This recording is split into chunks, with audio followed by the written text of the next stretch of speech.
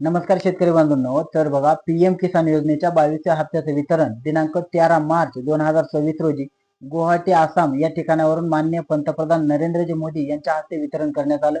आता यासाठी आपण पाहिलं तर बऱ्याच शेतकऱ्यांना हप्ता त्यांच्या खात्यावरती जमा झालेला नाही.